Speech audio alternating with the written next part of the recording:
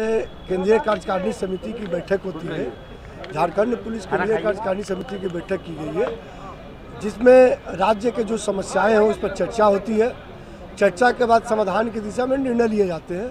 इसमें हमारे राज्य के जितने शाखा के 60 शाखा है, सभी के चयनित पदाधिकारी लोग भाग लिए हैं। इसके अलावा हमारे झारखंड पुलिस एसोसिएशन के क्षेत्रीय मंत्री, प्रक्षेत्रीय मंत्री, विशेष आमंत्रित सदस्य, केंद्रीय कार्यकारिणी समिति के सदस्य सभी लोग भाग लिए हुए हैं। आपको बता दें कि राज्य की ज्वलंत समस्याएं जो 2 सालों से, करीब 2-2.5 सालों से सरकार और पदाधिकारी के बीच हम लोग रखते आ रहे हैं, जिसमें मुख्य रूप से क्षतिपूर्ति अवकाश जो पूर्व की सरकारों द्वारा कटौती कर ली गई है, उसके वापसी करने का मुख्य मुद्दा है। इसके साथ साथ जो हमारे कुछ भत्ते होते हैं, वर्दी भत्ते हैं, राशन भत्ते हैं, दुरूह भत्ते, जो नक्सली क्षेत्रों में लोग पदस्थापित होते हैं, अपने जान को जोखिम में डालते हुए कह सकते हैं कि जोखिम भत्ता है, वो 6ठा वेतन आयोग के आलोक में ही मिलते आ रहा है।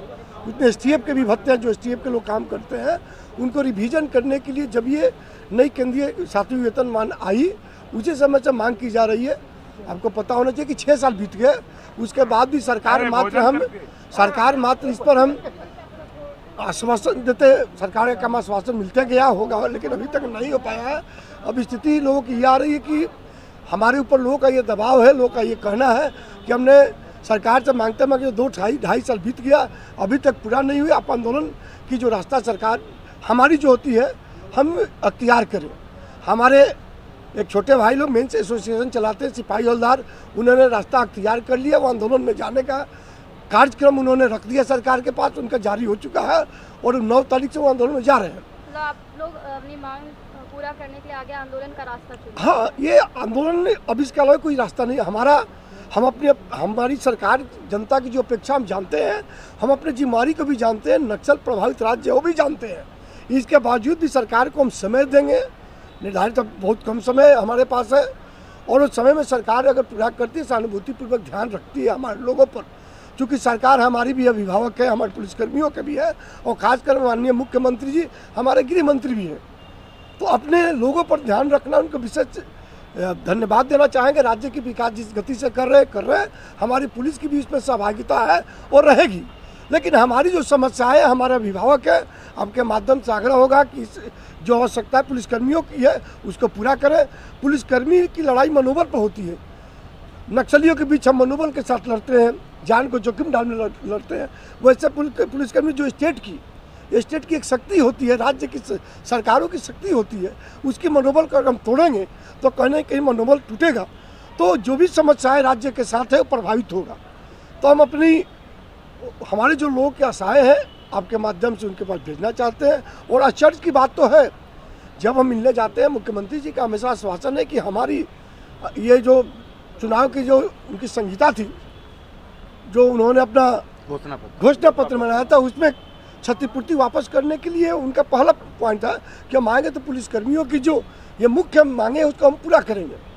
आश्चर्य है कि आज से 1.5 साल पहले एक सीमित परीक्षा को समाप्त करने के बारे में जो हम लोग की प्राथमिकता के तौर पर मांगे थी, जो पूर्व की सरकारों से भी समझौता हुई थी, उन्होंने फाइल पर उसको समाप्त करने के लिए भी उनकी सहमति मिल चुकी है। एक गृह मंत्री चूँकि हमारे हैं उस हैसियत से, लेकिन आश्चर्य की बात है कि 1.5 साल से फाइल है कहाँ? वो सरकार के कौन से किरानी के पास वो फाइल पड़ी हुई है? तो उस सिस्टम को भी सुधारने की हम उनसे आग्रह करेंगे कि वैसी सिस्टम जिस पर उनका सहमति प्राप्त हो जाती है, उस सिस्टम को निर्णय लेने में 1.5 साल लग रहा है और अभी तक नहीं हो पाया है, तो उस पर भी चाहेंगे कि विचार करें। हमारी पुलिसकर्मी कंप्लीट उनके साथ है, राज्य के विकास में अपने जान को बाजी लगा के, अपनी जान को न्यौछावर करने के साथ भी तैयार है।